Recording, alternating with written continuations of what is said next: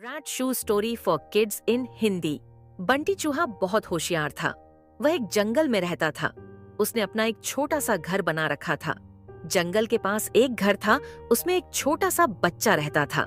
उस बच्चे के पास लॉग बूट थे, लेकिन वह छोटे हो गए थे। उस लड़के ने वह फेंक दिए। बंटी चूहा, अरे ये जूते तो बहुत अच्छे हैं, मैं इसमें आराम से सो सकता हूँ।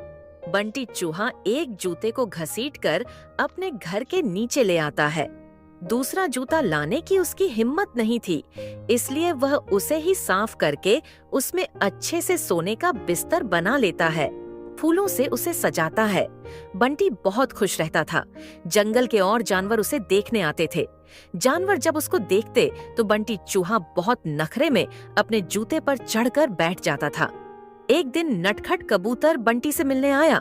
नटखट कबूतर, बंटी भाई बहुत सुंदर घर सजाया है और इस जूते ने तो 4 चांद लगा रखे हैं।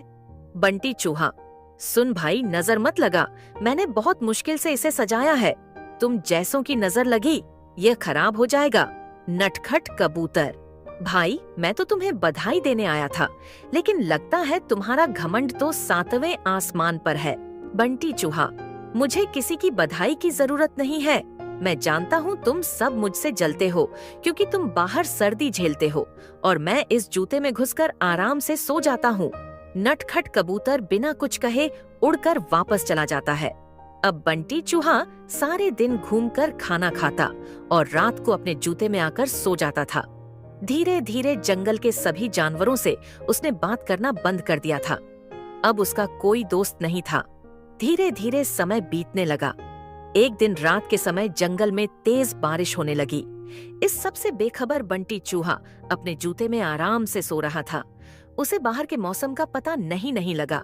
बारिश का पानी बढ़ने लगा। जूते के तले में एक सुराख था, जिससे पानी जूते में भरने लगा।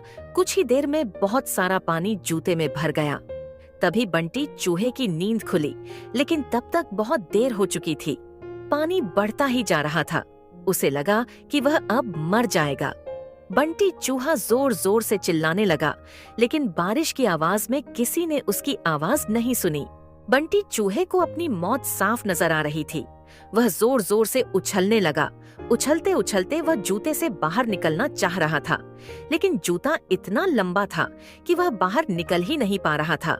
इधर दूर एक घोंसले में नटखट कबूतर अपने बच्चों के साथ बैठा था।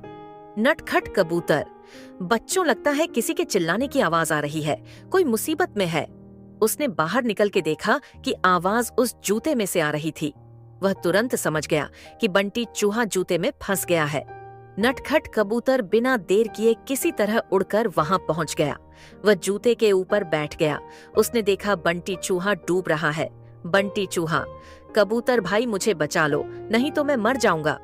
नटखट कबूतर, क्यों, तुम्हें तो इस जूते के सिवा किसी की जरूरत नहीं थी। बंटी चूहा, भैया बचा लो, मैं घमंड में आ गया था। यह सुनकर नटखट कबूतर उसे अपनी चोंच से पकड़कर खींचने लगा, लेकिन बंटी चूहे का वजन ज्यादा था। नटखट कबूतर उसका वजन उठा नहीं पा रहा था। नटखट कबूतर, भाई रुको, मैं अभी बाकी जानवरों को बुलाकर लाता हूँ। नटखट कबूतर जंगल में जाता है, लेकिन सभी जानवर बंटी चूहे की मदद के लिए मना कर देते हैं। तभी रास्ते में उसे कालू कौवा मिलता है। वह उसके साथ आ जाता है।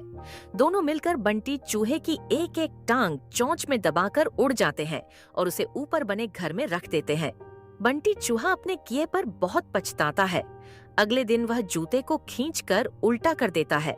उससे उसका पानी निकल जाता है। उसके बाद वह उस जूते को घसीट कर ले जाता है और नदी में फेंक देता है। यह देखकर नटखट कबूतर और कालू कौवा बहुत खुश होते हैं। फिर बंटी चूहा सब जानवरों के पास जाकर सबसे माफी मांगता है।